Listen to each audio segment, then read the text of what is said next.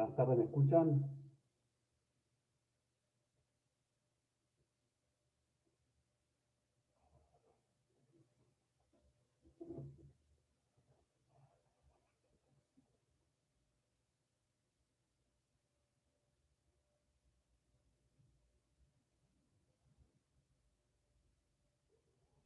Buenas tardes, ¿me escuchan?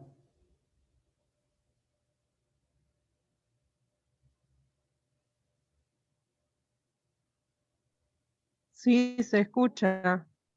Bien, les pido disculpas, pero bueno, el hospedador no inició la reunión en tiempo, así que reclamé y bueno, acá estamos con una demora considerable. Pero bueno, ¿cuántos se fueron todos? ¿Cuántos quedaron?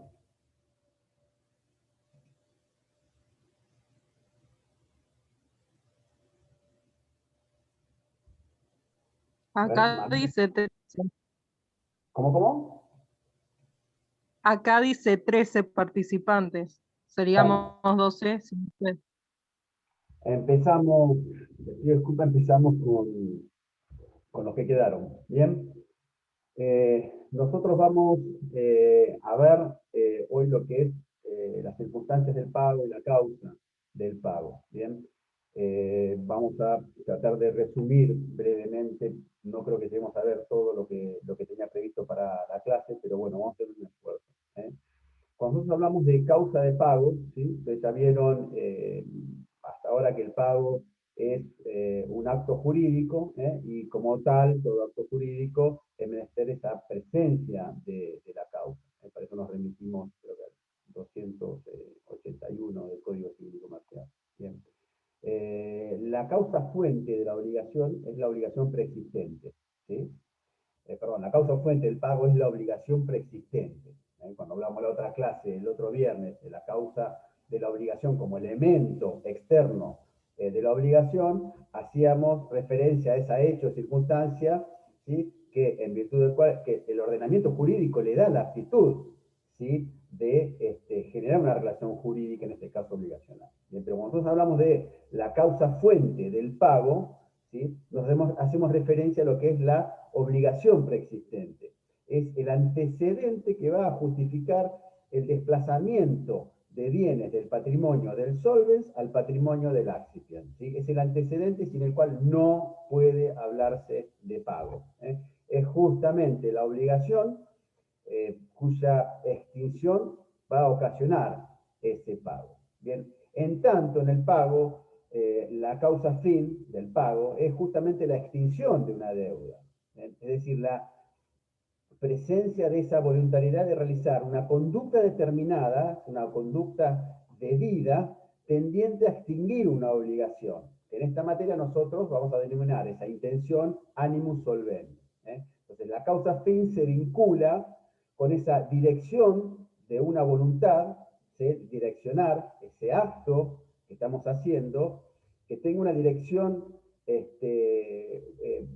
voluntaria en la obtención de un fin determinado, un fin jurídicamente determinado, que en este caso es la extinción de esa obligación. Es un elemento esencial del pago, la intención de pagar. ¿Sí? Es lo que mueve al solvens a obrar el acto que realiza. Sin la intención no hay pago. Bien, entonces a causa fin nos relaciona a nosotros como se vincula con la dirección de esa voluntad en la obtención de obtener un efecto jurídico determinado, que en este caso va a ser la extinción de la obligación. Es decir, que en el pago no solo se requiere la materialidad de ese acto, ¿sí? Entregar, por ejemplo, una suma de dinero, ¿sí?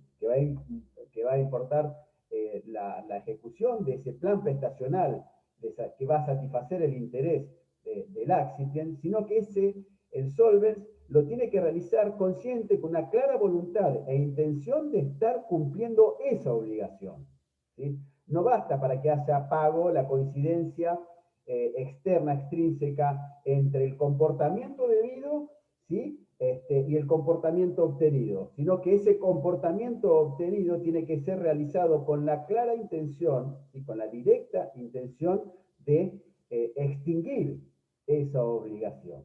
Bien, eso es lo que hace la presencia, la característica del animus solvendi. Es una cuestión que tenemos que tener en cuenta, es que a veces ese animus solvendi presenta en el pago ciertas modalidades que son variantes, ¿sí? o accidentales, que suprimen algunos efectos ordinarios del pago. Por ejemplo, el pago efectuado bajo protesta, ¿bien?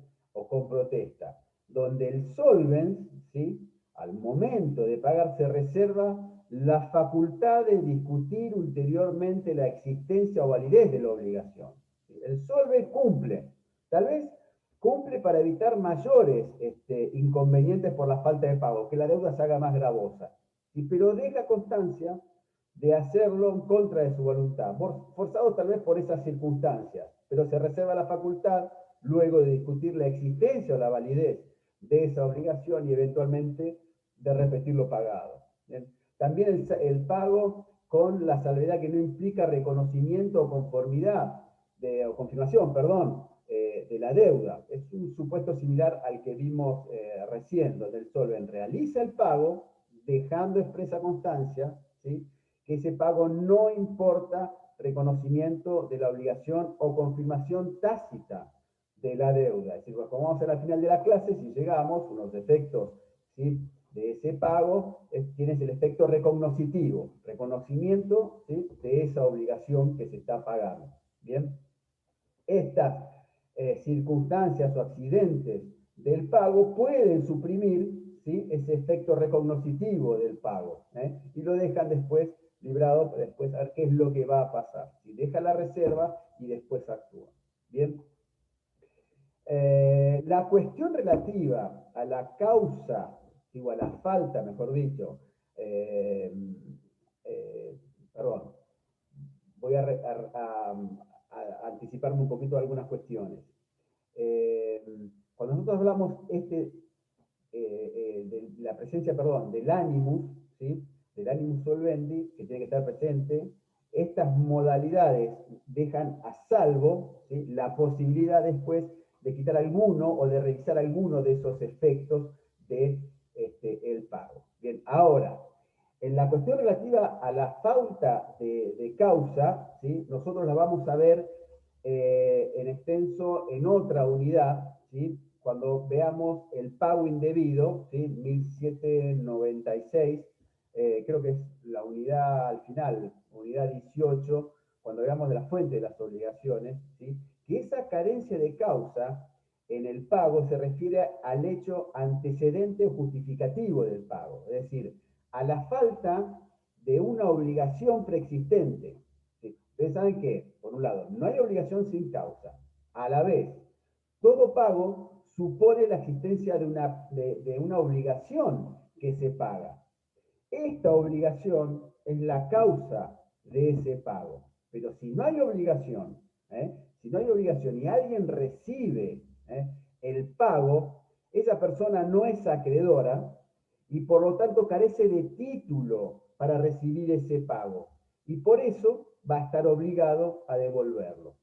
Este pago sin causa, que es el elemento fundante de la acción de repetición que vamos a ver más adelante. No en la clase de hoy, sino me refiero más adelante cuando avancemos en el programa. Bien. Lo que vamos a ver ahora rápidamente son las circunstancias del pago.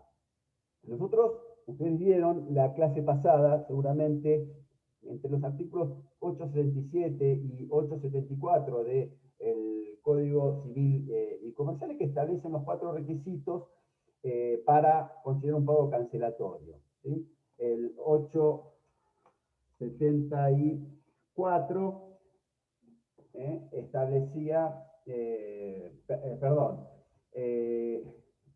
el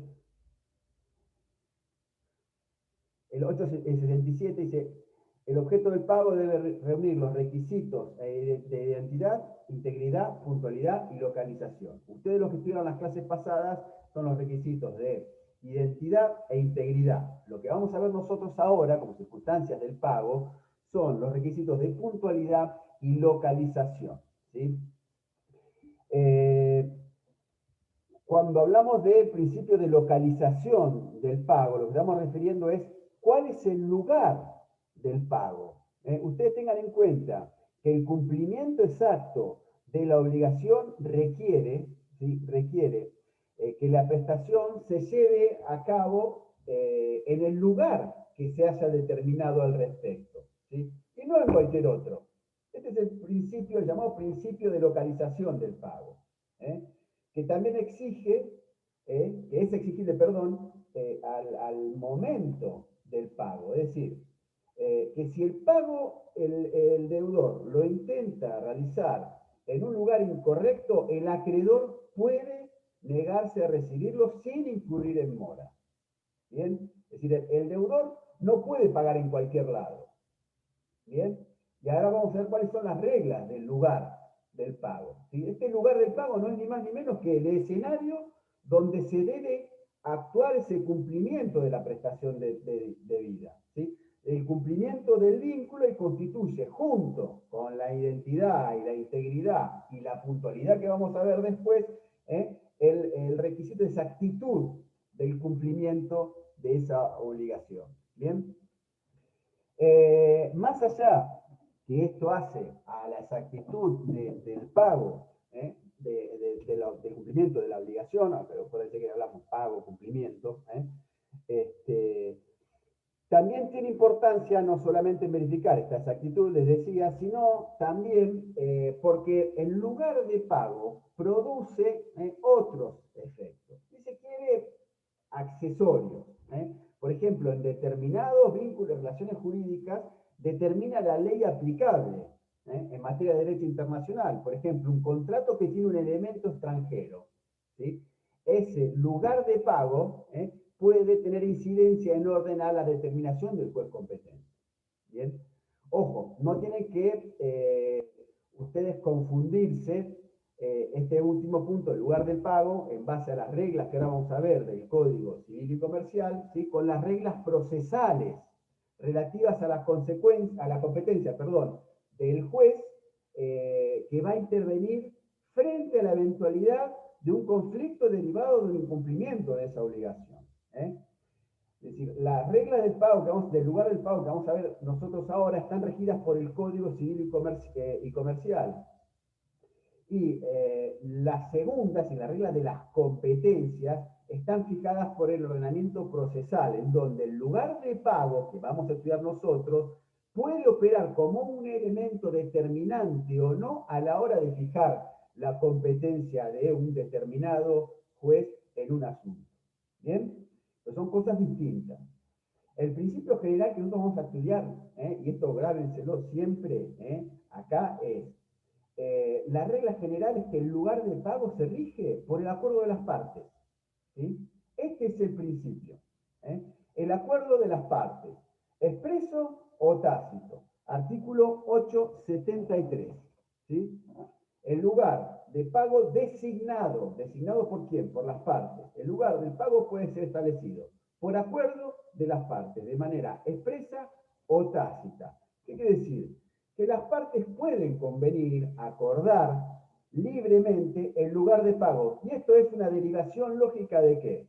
Una derivación lógica y natural del principio de la autonomía de la voluntad. ¿Sí? Puede ser que al momento de constituir la obligación, expresen las partes cuál es el lugar de pago, o también en ejercicio de la autonomía de la voluntad, una vez que nace esa causa fuente, si generadora de esa obligación, las partes con posterioridad hagan un acuerdo de dónde va a ser el lugar de pago. ¿Sí? Ejemplo de esto, por ejemplo, las partes acuerdan que el pago debe ser realizado en la estancia Santa Anita, ubicada en el kilómetro 160 de la ruta 250. Ese va a ser el lugar de pago. Y ninguna parte puede cambiarlo unilateralmente. ¿Bien? Pónganse que las partes lo acordaron al momento de celebrar el contrato, que es la fuente de la obligación que se quiere cumplir. ¿Bien? Ahora, nada implica o nada obsta que las partes también de común acuerdo modifiquen con posterioridad, ¿sí? El lugar de pago. ¿Bien? Este principio que ya estaba anteriormente en el Código Civil se agrega una novedad, que es que ese acuerdo también puede ser realizado tácitamente, de acuerdo a lo que surge de la naturaleza y circunstancias de la obligación. Por ejemplo, no sé, si Juan se obliga a reparar el alambrado de toda la estancia santanita, ¿sí? A cambiar y pintar las varillas y a colocar una tranquera nueva en el acceso principal. Es indudable que el lugar de cumplimiento de esa obligación, de esa prestación, será donde está ubicada la estancia santanita, y no, por ejemplo, donde va a ser el domicilio del propietario de ese campo, que tal vez ese campo no vive, el propietario de ese campo no vive en la estancia, sino que vive en un departamento de Capital Federal o en Mar del Plata, ¿sí? ¿Dónde va a tener que pintar todas las varillas del alambrado del campo Santanita? De cambiar el alambrado y colocar una tranquera nueva en la entrada de la estancia. Ese va a ser ni más ni menos que donde está ubicada la estancia Santanita, ¿sí? Bien, ese es un ejemplo donde ese acuerdo es tácito. ¿Por qué? Porque surge de la naturaleza y las circunstancias de la obligación. Bien, hasta acá vimos lo que es la regla, ¿sí?, del acuerdo de voluntades. Ahora, cuando no hay acuerdo de voluntades en orden al lugar donde debe cumplirse esa prestación, comienza acá la regla esta residual, las reglas residuales y subsidiarias. Si las partes nada acuerdan, o si la ley no dice nada, porque acá estamos hablando en campo general, después vamos a ver que tal vez en distintos contratos, ¿sí?, cuando ustedes estudien contratos, en determinados contratos, tal vez el código prevé un lugar específico, ¿sí?, de cumplimiento de la obligación. Eso lo van a estudiar más adelante, en contratos. Ahora lo que estamos hablando es en general. Tenemos esta regla, que es el acuerdo de voluntades, ¿sí?, de las partes que fijan de común acuerdo, en forma expresa o tácita, el lugar del cumplimiento de la obligación. Y, por otro lado, en caso o en defecto de falta de acuerdo de las partes, tenemos una regla de carácter residual y subsidiario, y está establecida en la primera parte del artículo 874. ¿Qué es? El lugar del cumplimiento de la obligación va a ser el domicilio del deudor al tiempo de nacimiento de la obligación, ¿sí? El domicilio del deudor al tiempo del nacimiento de la obligación. Ojo que el código anterior establecía que era el domicilio del deudor, pero al tiempo del cumplimiento de la obligación. Ahora el Código Civil y Comercial establece que es el domicilio del deudor al tiempo, ¿sí?, del nacimiento de la obligación, ¿sí? A su vez, si desde el nacimiento de la obligación, ustedes saben que los negocios son dinámicos, a veces llevan tiempo, puede ocurrir que desde ese nacimiento de la obligación hasta transcurrido un tiempo, hasta que deba cumplirse esa obligación, supongamos que es una obligación sujeta a un plazo, ¿sí?, hasta que deba cumplirse esa obligación, puede ser que el deudor mude de domicilio, ¿sí? En ese caso, se le da la opción al acreedor, ¿sí?, se le da la opción al acreedor, ¿sí?, de pedir cumplimiento, ¿sí?, tanto al momento, al domicilio que tenía en el momento del nacimiento de la obligación o en el actual. Bien, esta regla importa que esos cambios de domicilio del deudor no le pueden ser opuestos al acreedor, que posee la facultad de exigirle el pago en el antiguo domicilio o en el nuevo. Bien, idéntica facultad se le aplica al deudor en los casos que esa obligación, ¿sí?, deba ser pagada en el domicilio del acreedor y éste mude de domicilio. Ahí el deudor tendrá derecho a optar por pagar en el domicilio anterior o en el actual.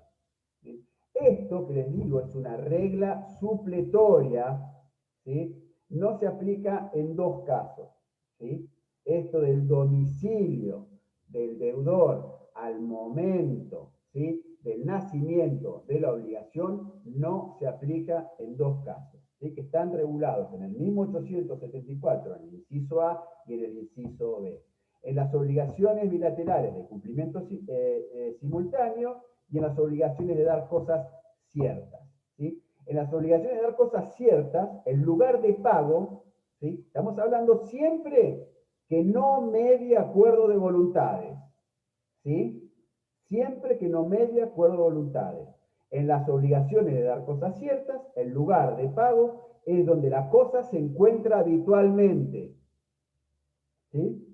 Un ejemplo, no sé, Luis le vende a César un motor de una pileta que tiene en su casa el fin de semana en Miramar, ¿sí? Si no pactan nada, en lugar de la entrega de ese motor será en el domicilio, ¿sí? De César en la ciudad de Miramar, ¿eh? Siempre insisto, que se haya pactado otro lugar, que no se haya pactado, perdón, otro lugar. Y Doctor, en la... ¿Cómo? No escucho. ¿le puedo hacer una pregunta? Sí, Bien, en el artículo 874, en el inciso A, encontramos que dice, dice, esta regla no se aplica a las obligaciones. En este caso, el lugar de pago es donde se encuentra habitualmente. no te escucho, no te escucho.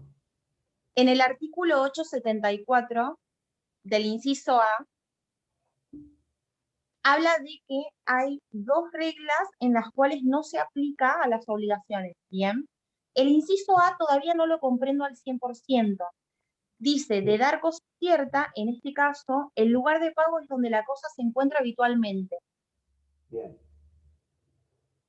¿Te lo No se explico? está entendiendo lo que usted explica porque esa parte no la estaría entendiendo. Es así. La regla, la regla del lugar de pago es donde las partes acuerdan, ¿sí? Bien, Acá estamos ya en materia supletoria. El código prevé soluciones para cuando las partes no establecieron el lugar de pago. ¿Bien?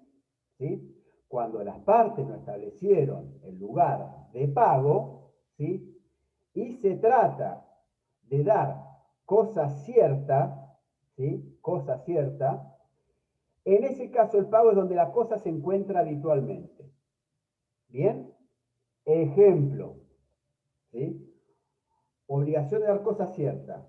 El ejemplo de recién, no me acuerdo cómo eran los nombres, no sé, Luis y no me acuerdo cuál otro que dije, César, ¿sí? Acuerdan, ¿sí? César tiene la obligación de entregarle un motor, ¿sí? De una pileta que tiene instalada en una quinta en Miramar, ¿sí? ¿Dónde está la cosa cierta habitualmente? En Miramar. ¿Cuál es el lugar de cumplimiento donde debe entregarla? ¿Sí? En Miramar, donde está ubicada habitualmente esa cosa, ¿sí? ¿Entendés? ¿Hasta ahí? ¿Sí? sí. Y quizás había un ejemplo que hablaba de una computadora.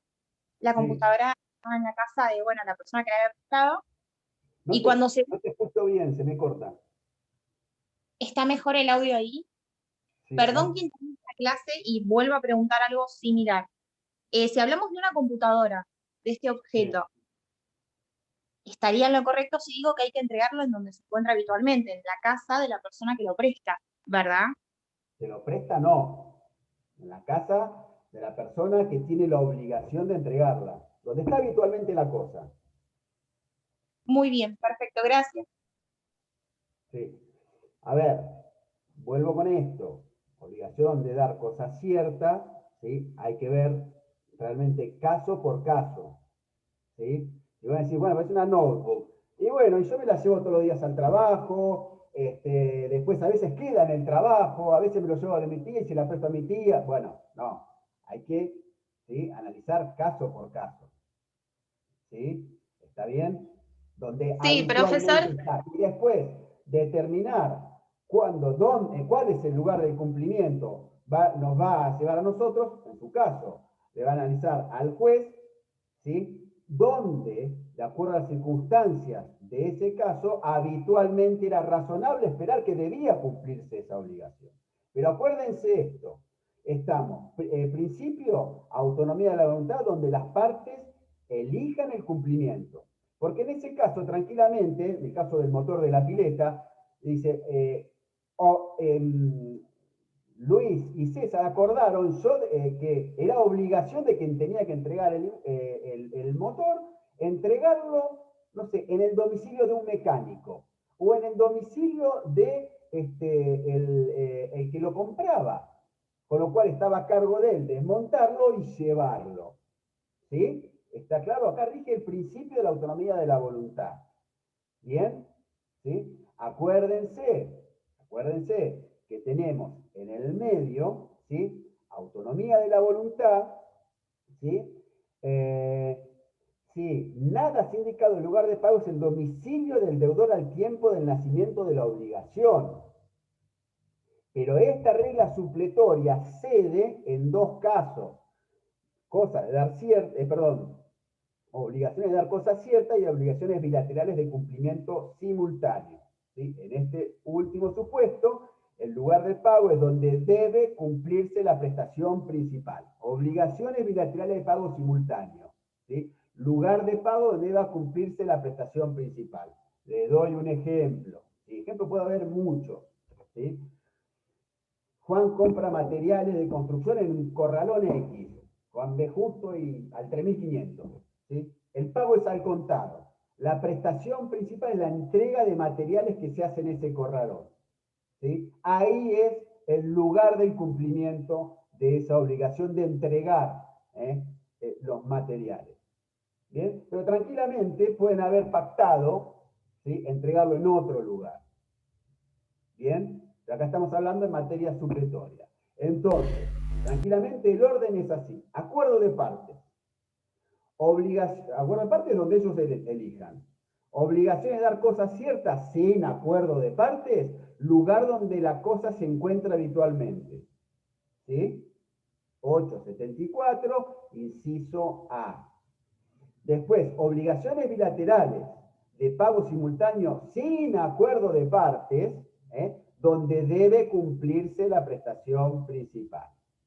Bien, y después, nada de esto ocurre, siempre sin acuerdo de partes, ¿sí? ¿Cuál era? Domicilio del deudor al momento del nacimiento de la al momento momento de Obligación. nacimiento De la obligación. la obligación. Obviamente, esto es la línea general y lo que establece el código. Después, ustedes cuando estudien contratos van a ver que hay otros supuestos. Hasta ahora nos quedamos con esto. ¿Está bien? ¿Sí? ¿Te puedo hacer una pregunta volviendo al tema de la computadora? Sí. Yo estoy recursando, en el cuatrimestre anterior hubo un trabajo práctico con respecto a eso. Y una de las preguntas era, María le presta a Juan una computadora por 10 días. Pasados los 10 días, María reclama y Juan le dice que venga a la casa a retirarla. Sí. En ese caso, la respuesta correcta era que se retira la computadora en la casa del deudor, por este inciso. Pero yo lo relacioné con la excepción del inciso A, que era cosa de dar cosa cierta, en donde habitualmente estaba la cosa. Sí, Y pero para mí la computadora estaba habitualmente en la casa de María. No, en la actualidad, no, en la actualidad. Ah, Vos bien. invertiste, vos ahí invertiste, ¿hay una obligación de restituir? Sí, Sí, hay una obligación de restituir. Bien, sí. ¿dónde está la cosa habitualmente? ¿Sí? Ahora, donde yo tengo que cumplir la obligación de restituir, ¿sí? Está en el domicilio, no me acuerdo los nombres, de María. Sí, Bueno, sí, de Juan. ¿sí? Ah, perfecto, perfecto. Ahora sí me aclaró. Sí, Bien. gracias. No se olviden, es decir, ¿quién tenía que cumplir la obligación? Y al momento de cumplir la obligación, ¿dónde está habitualmente esa computadora? No donde estaba antes. ¿Sí? ¿Está? Sí, perfecto, muchas gracias. No, por favor. Un segundito. Vamos ahora a el tiempo del pago. ¿Sí? La puntualidad en el cumplimiento de la obligación es el último de los requisitos que hacen a la exactitud de ese cumplimiento. ¿sí? La obligación debe ser cumplida en tiempo propio. ¿Qué es tiempo propio? Y esto va a depender, del tipo de obligación y básicamente si la obligación está sujeta a plazo o no. Bien.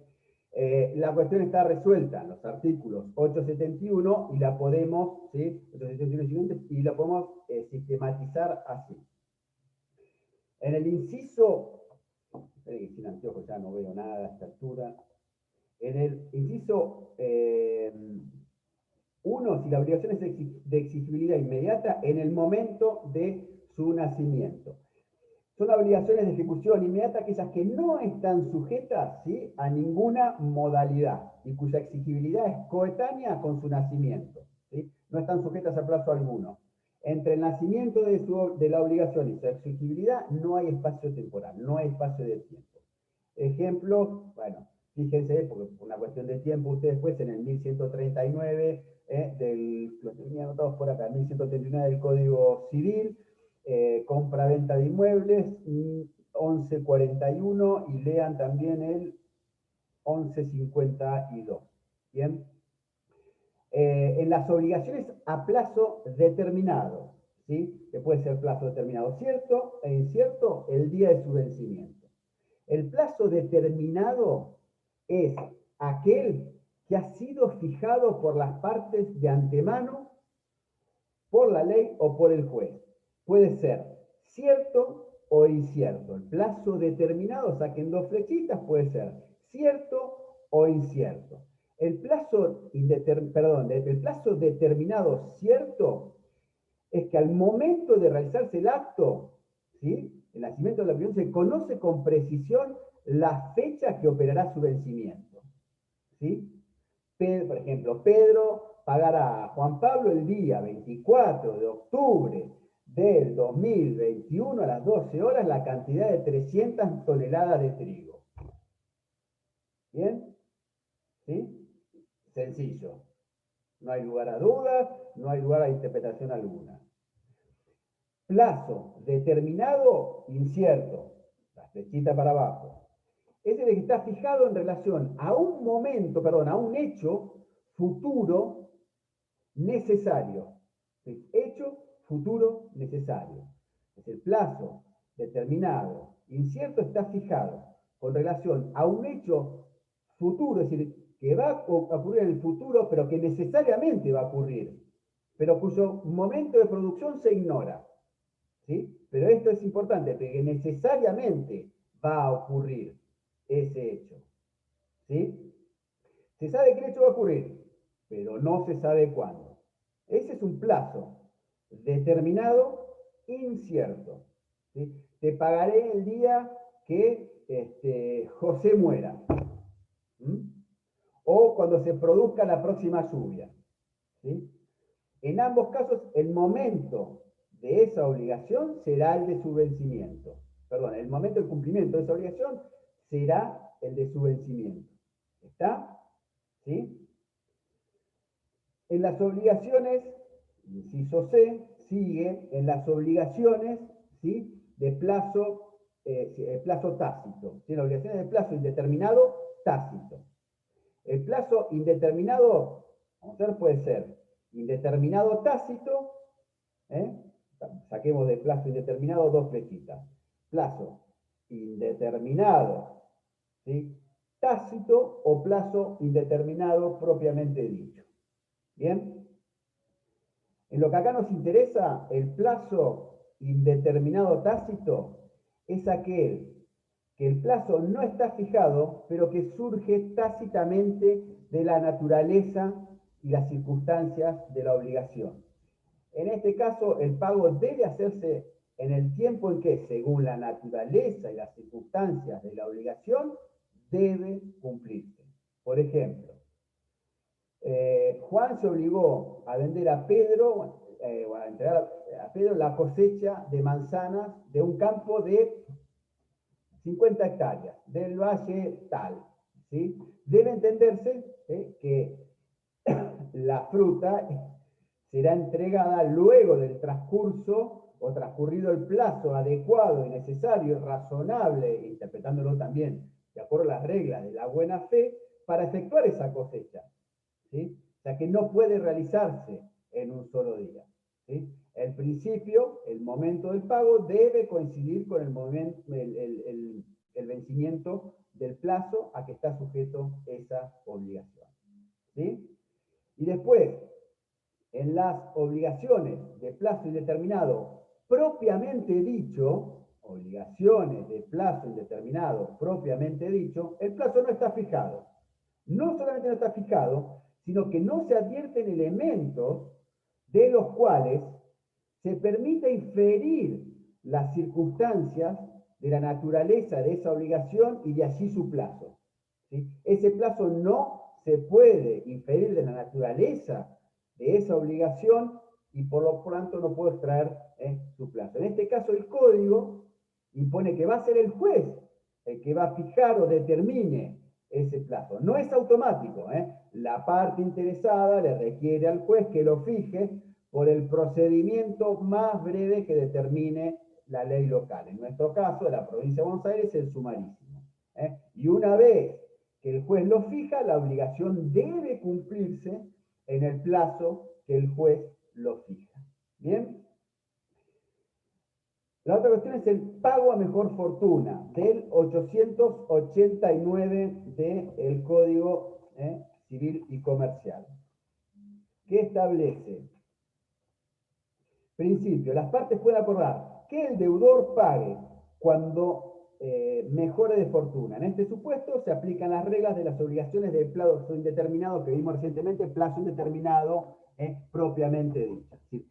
Las partes acá acuerdan, esperen, a ver si me están escribiendo de Bedelí, a ver si me abrieron.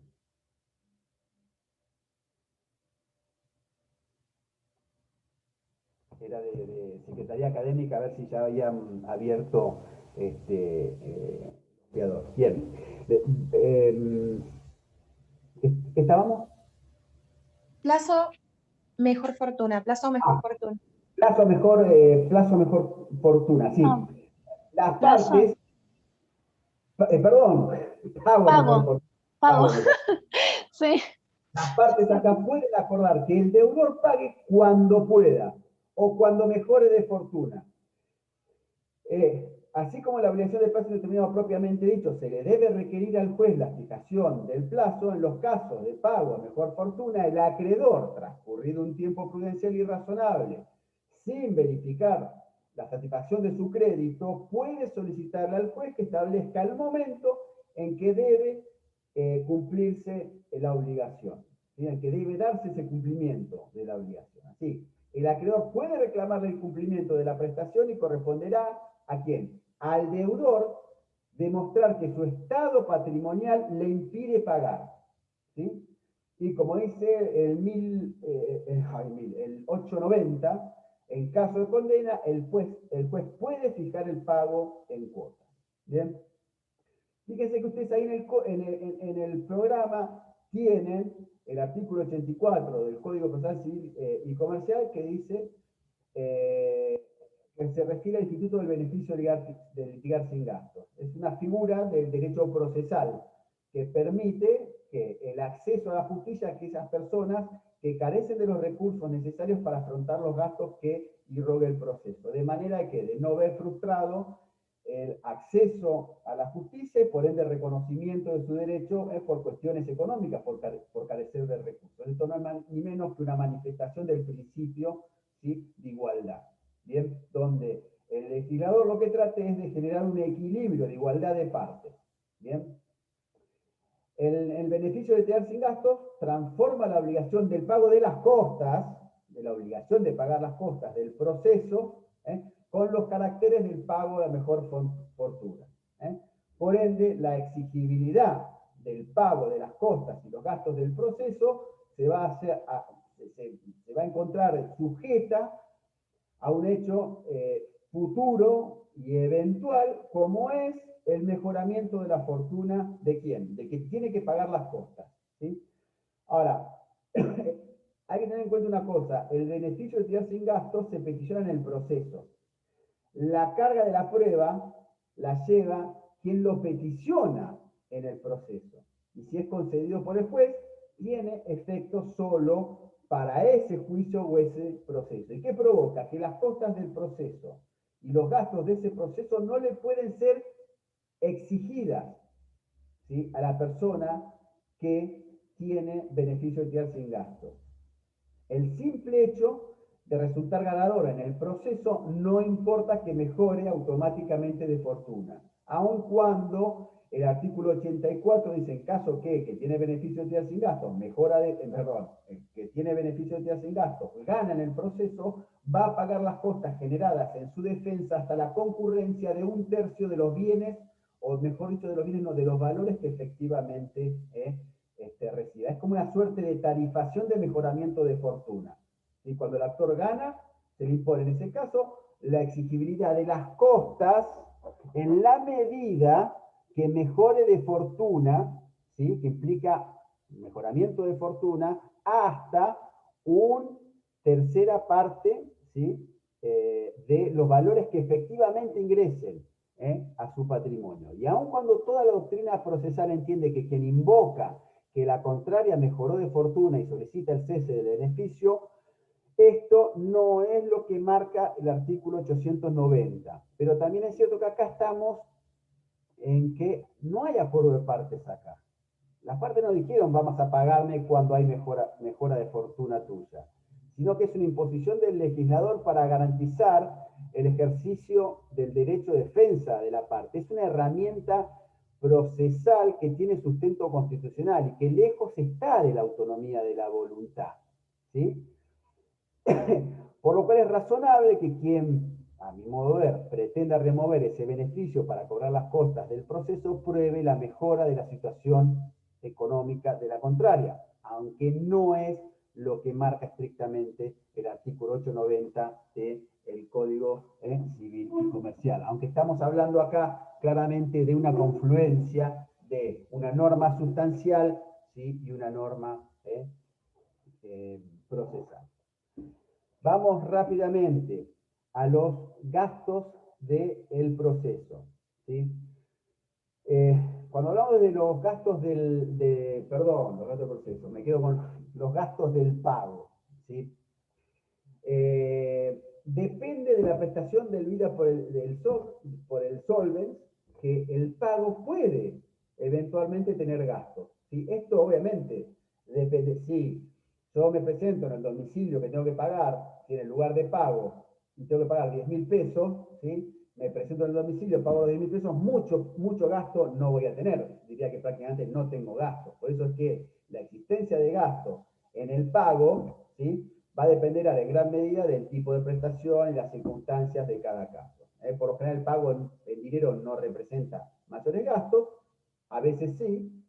Supongamos que estamos hablando de una importante suma de dinero, y por una lógica consecuencia es atendible que no sea transportado por un particular en su auto, caminando, etcétera, sino que se contrate un camión de caudales con un seguro, etcétera. Eso tiene, obviamente, un gasto. ¿Bien?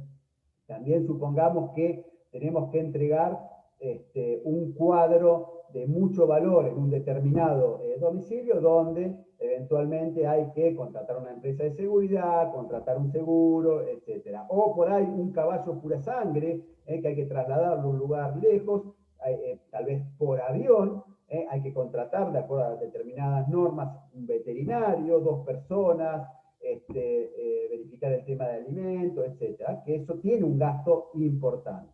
¿Bien? Entonces, hay que ver, ¿sí?, las circunstancias de cada caso para determinar la existencia o no de gasto. ¿Bien?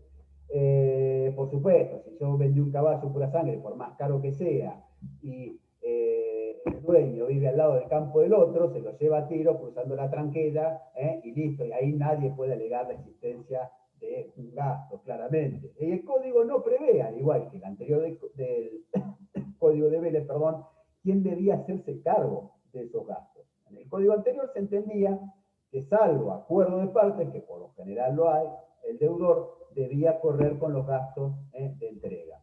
Igual conclusión podemos extraer del Código Civil y Comercial, aunque le dije no lo regula expresamente, O sea que contiene una norma, no en el capítulo de pago, sino del contrato de compraventa 1738, que se refiere a los gastos de entrega de las cosas que están a cargo del vendedor.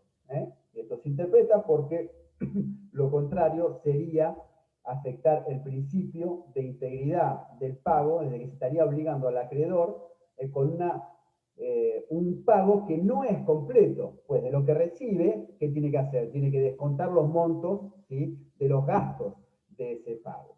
Bien. Prueba del pago. El acreedor debe probar la existencia de su vínculo, ¿sí?, su entidad cualitativa y cuantitativa. Es decir, el acreedor, ¿sí?, el acreedor que reclama el pago o el cumplimiento de una obligación, lo que tiene que acreditar es la existencia de esa obligación, es decir, el vínculo jurídico, su entidad cualitativa y cuantitativa, es decir, qué le debe y cuánto le debe. Partiendo de este extremo, le incumbe al deudor probar los hechos que extinguen o impiden esa obligación. Entonces, la prueba del pago corresponde por regla al deudor que alega haber pagado. El pago no se presume, ¿sí? Esta regla, ¿sí?, es decir, que la prueba del pago corresponde por regla al deudor que alega haber pagado, porque el pago no se presume. Esta regla es de aplicación estricta en las obligaciones de dar y en las obligaciones de hacer. Artículo 894, creo. Véanlo por el 894, inciso A e inciso B. ¿Bien? Perdón, inciso A. En el inciso B está justamente las de no hacer. En las obligaciones acá, del inciso B, de no hacer, la carga, ¿sí?, la carga de la prueba recae sobre el acreedor que invoca el incumplimiento. ¿Está claro? ¿Sí? Obligaciones de dar y obligaciones de hacer, ¿sí?, la carga de la prueba del pago es del deudor que invoca haber cumplido, de haber pagado. Bien, en las obligaciones de no hacer, la carga de la prueba recae sobre el acreedor que invoca el incumplimiento. ¿Sí? Ejemplo, ¿sí?, una persona se obligó con otra a no construir un muro de determinada altura. ¿Sí? Yo alego que él violó esa obligación porque construyó el muro de esa altura. Es carga mía demostrar, ¿sí?, que se violó esa obligación de no hacer. Bien. Cuando antes dijimos que hacíamos que el pago no se presume, hay que tener en cuenta que hay que diferenciar que una cosa es que el pago no se presume y otra cosa distinta es que el pago pueda probarse por indicios y presunciones. Son dos cosas distintas. Una cosa es que el pago no se presume y otra cosa es que se pueda recurrir a los indicios y presunciones para probar ese pago. Son dos cosas totalmente distintas. Esto nos remite, a ver si alguno lo puede cerrar. Zanotti, ¿puede ser?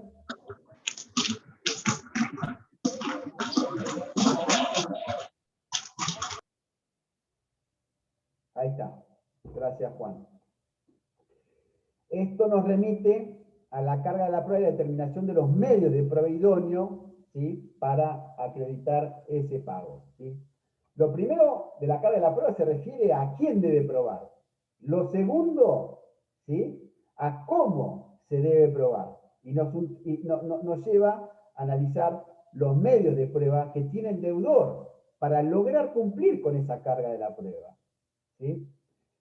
Respecto a los medios de prueba, el artículo 895 nos establece que el pago puede ser probado por cualquier medio de prueba, excepto que de la estipulación de las partes o de la ley resulte previsto el empleo de uno determinado o revestido de ciertas formalidades, de un medio de prueba determinado, una forma de prueba determinada o revestido de ciertas formalidades, ¿sí?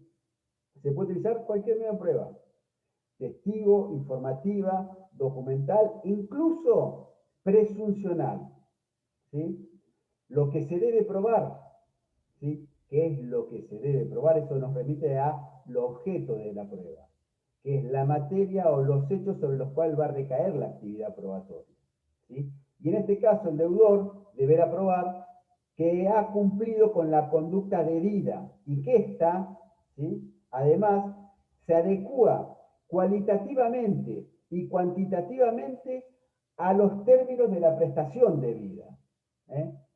Y si bien no existe un criterio amplio en cuanto a los medios de prueba, o mejor dicho, si bien existe un criterio amplio en cuanto a los medios de prueba, no hay una apreciación laxa en materia de tener por acreditada la prueba. La apreciación de la prueba en materia de pago es rigurosa. Y esto es así, ¿por qué? Porque quien obra diligentemente, el deudor que obra diligentemente, debe munirse de los elementos necesarios de prueba, principalmente escrita que acredite el pago realizado. En este contexto no nos tenemos que olvidar nosotros que todo deudor que quiere pagar y liberarse de la obligación tiene el derecho de exigir el recibo, que ese recibo es la constancia documentada de la recepción del pago que emana del acreedor. Y el acreedor tiene la obligación, tiene el deber de extenderlo, ¿sí? De extender ese recibo al deudor que paga, que cumple. En caso contrario, en caso de negativa, que el acreedor no quiera extender el recibo, esta conducta es apta para justificar la negativa del deudor a concretar el pago. Si yo no te pago, si vos no me extendés el recibo, y habilita a acudir a las vías que ustedes van a estudiar después de la consignación judicial. Bien, ¿qué es el recibo? Vuelvo con esto. El recibo es la prueba por excelencia del cumplimiento de la obligación, de la prestación debida para satisfacer el interés lícito del acreedor. Se trata de una constancia escrita que emana del accipient, destinada aquí a documentar ese pago. El 896. Recibo es un instrumento público o privado en el que el acreedor reconoce haber recibido la prestación debida, ¿sí? Es claramente una prueba preconstituida, ¿sí?, que tiene un carácter de confesión o reconocimiento extrajudicial respecto de la verdad de la recepción del pago, de la recepción de ese cumplimiento efectuado, ¿sí? Por eso algunos hablan de un reconocimiento extintivo. La persona que extiende el recibo tiene que tener obviamente capacidad para ello. El solvens, que ejecuta la prestación, tiene derecho a exigir ese recibo. Esto lo dice el 897, el que sigue. El cumplimiento de la obligación confiere al deudor el derecho de obtener la constancia de la liberación correspondiente. Y fíjense, el acreedor también puede exigir un recibo que pruebe la recepción. Fíjense, la misma norma prevé un derecho a una especie de contrarrecibo. Esto último para prevalerse de los efectos secundarios del pago, confirmación, reconocimiento de la obligación, principio de ejecución o una interpretación contractual. ¿Bien?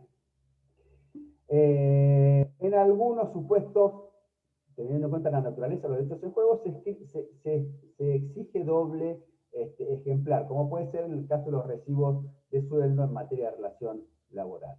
La forma del recibo por escrita, ¿sí?, no se lo concibe de una mera alegación verbal. Tiene que emanar del accipient capaz y que contenga los elementos indispensables para individualizar la obligación que se ha cumplido y el acto de cumplimiento. No está sujeto a formalidades impuestas. Tiene que tener sí o sí la firma de quien lo otorga. Acá el acreedor puede insertar en el recibo manifestaciones o reservas, acá el acreedor no puede insertar manifestaciones o reservas que impliquen, ¿sí?, arbitrarias que impliquen dificultar la demostración del efecto cancelatorio del pago, ¿sí? Esto se puede considerar como una negativa a recibir el pago, que también va a habilitar la vía judicial de consignación judicial. En cambio, Profesor, el 898, ¿quién me habla? yo, Giofre María. Una pregunta, perdón que lo interrumpa. Un libre de deuda, ¿eso me habilita a yo después no ya desechar, digamos, los recibos? Libre de deuda de quién. Claro, por ejemplo, ya me sé que yo tenía una deuda y pagué 24 cuotas. Y para estar segura que dentro de 2 años no venga esa persona a volver a pedirme los recibos, yo le exija a ellos un libre de deuda. Como que mi deuda ya fue cancelada. Ese papel que ellos me entregarían, ¿me justifica a mí el día de mañana que yo tengo todo pago? A ver, vamos por partes. Y ahora viene con las presunciones del 899 y siguiente que vamos a ver ahora. Una cuestión. Usted junta supongamos que usted tiene obligaciones, no sé, periódicas. Todos los meses tiene que pagar 24 cuotas, ¿sí?, de un mutuo hipotecario. De un mutuo personal, no, un hipotecario, ¿sí? Usted pagó, llega el día 20, la cuota 24, usted la paga, ¿sí? Vamos a ver ahora las presunciones. Y después, no obstante eso, usted se hace hacer, llamémoslo libre deuda, constancia de cancelación total o lo que sea, un recibo, un documento emanado de su acreedor que le dice, respecto del mutuo firmado entre las partes el día tal, la señora María Giofré no adeuda nada. Se terminó. Ya está. Puede tirar los recibos si quiere. ¿Sí? Ha sido cancelado antes de ahora o ha sido cancelado regularmente. No importa la formalidad, el importante es el contenido que surja emanado de su acreedor, ¿sí?, una constancia documentada, ¿sí?, que esté bien imputada a esa obligación, ¿sí?, y que indique que está cancelada esa obligación. ¿Bien? ¿Sí? ¿Esto le quedó Perfecto. claro? Muchas gracias, sí. Sí, doctor. Ahora, el deudor sí puede incluir reservas, ¿sí?, de derechos en el recibo que el acreedor está obligado a consignar. Obviamente, esta inclusión de reservas que hace el deudor no perjudica los derechos del acreedor. ¿Bien? Y existen, y acá también relativo con lo que nos preguntaba Giofré, ciertas presunciones relativas al pago que existen, obviamente, que surgen de la existencia del contenido del recibo. Por ejemplo, el recibo por saldo hace presumir la cancelación de las obligaciones anteriores a la fecha de su otorgamiento. Vamos en el ejemplo de María Giofré, ¿sí? En el último recibo, el recibo 24, dice, por cancelación mutuo, por cancelación saldo total de el mutuo celebrado entre las partes de fecha tal. Listo. Acuérdense, recibí de María tal, la suma de pesos tal, en concepto de cancelación saldo, ¿sí?, del mutuo de fecha firmado y la fecha. Bien, eso es importante. Bien. Por ejemplo, el recibo por saldo se presume, dijimos, también que el pago de las obligaciones anteriores que correspondan a relaciones jurídicas a las que se refiere, si estamos hablando de la misma relación jurídica. Cuando hay prestaciones periódicas y el recibo correspondiente a uno de los periodos hace presumir la cancelación de los anteriores. Vamos al ejemplo de María. María, en la cuota 12, le extienden un recibo por la cancelación de la cuota 2, el mutuo hipotecario tal, por la suma de pesos tanto, fecha tal, firmado por su acreedor. ¿Sí? Supongamos que ella perdió los anteriores recibos. Bueno, la existencia de ese recibo hace presumir que los anteriores, ¿sí?, están cancelados. ¿Bien? ¿Sí? Pongamos en el caso de un precio de compraventa de 10 cuotas, ¿sí?, que se trata de prestaciones sucesivas que nacen por el transcurso del tiempo, alquileres. Yo tengo 36 cuotas de 36 meses.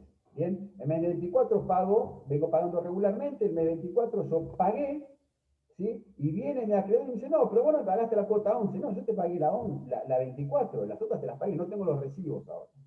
¿Sí? O supongamos que no se extendió recibo porque fui negligente. Bueno, ese cumplimiento desde la cuota 24 hace presumir que están cancelados los anteriores. Bien, lo mismo, el recibo del pago de la prestación principal, ¿sí?, debo tanto de capital y tanto de intereses, ¿sí?, el recibo de la prestación principal sin reserva de esos intereses hace presumir la extinción de los accesorios. ¿Bien? Vamos a ver rápidamente, ya terminó, estamos pasados de hora, los efectos del pago. Ustedes vieron ya las clases anteriores, el efecto principal del pago es la extinción del crédito. ¿Sí? Hay efectos principales como el efecto principal, que es la extinción del pago.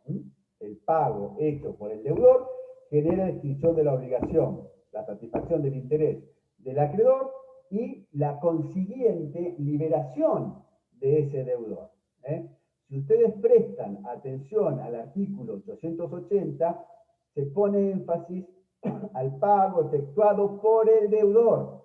Ya vieron ustedes en las clases anteriores que el pago efectuado por un tercero, que es lo que ocurre, por ejemplo, cuando la ejecución prestacional es realizada por un tercero, no obstante que satisface el interés del acreedor, no extingue la obligación, porque el deudor va a continuar obligado, pero ahora no ya con el deudor, con el acreedor original, sino con el tercero que pagó, y el crédito no se extingue. Entonces, la extinción de la obligación por el pago se extingue cuando es el pago hecho por el deudor. ¿Sí? No puede el deudor pretender revocar ese pago ya restablecido, o intentar restablecer esa obligación para luego solventarla en condiciones menos gravosas, etc. ¿Bien? El efecto liberatorio del pago es un derecho que se incorpora al patrimonio del deudor y obviamente goza de goza de la protección constitucional, ¿sí?, del artículo 17 de la Constitución Nacional. ¿Cuáles son los efectos secundarios? Los vamos a ver rápidamente y los van a estudiar ustedes, pues ya estamos pasados de tiempo. El pago tiene como efecto secundario, tiene un efecto recognoscitivo. Quien paga reconoce la existencia de la obligación. Se paga para extinguir una obligación. Solo se extingue aquello que existe. Por eso es que decimos que el pago es un reconocimiento tácito de esa obligación. Lo que se paga es porque se debe, sea el pago total o parcial.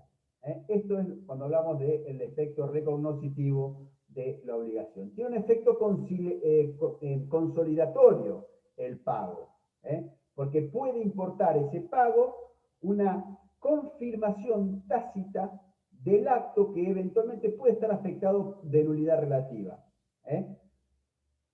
¿Sí? Y después tiene un efecto consolidatorio. Ese efecto consolidatorio se da cuando en los contratos que se hubiera pactado, por ejemplo, la facultad de arrepentimiento, ¿sí?, hasta determinado momento, etc., cuando se realiza el pago, sea total o parcial, importa un claro acto de ejecución, ¿sí? Y esa institución que autoriza a desobligarse de lo pactado, viendo la seña de la evolución, más otro tanto, el ejercicio de esa facultad se puede ejercer hasta que medie principio de ejecución. Si yo pagué, ya no puedo arrepentirme. Por eso es que decimos que tiene un efecto consolidatorio. Bien, bueno. Reconozco que por ahí hablé muy rápido, le pido disculpas, traté de condensar un poco todo lo que teníamos para ver hoy. Les deseo un buen fin de semana, que descansen y sobre todo que estudien mucho la materia nuestra de Derecho a las Obligaciones. Gracias, Doc. Muchas gracias, profe. Chao. Feliz día del abogado, doctor. Hasta luego, gracias. Ah, ¿Cuándo el es? 19. Bueno, Ah. gracias. El domingo. ¡Feliz día! Feliz día, profe. Gracias, gracias. Chao. Chao, hasta luego. Hasta luego, feliz día. Gracias, luego. gracias.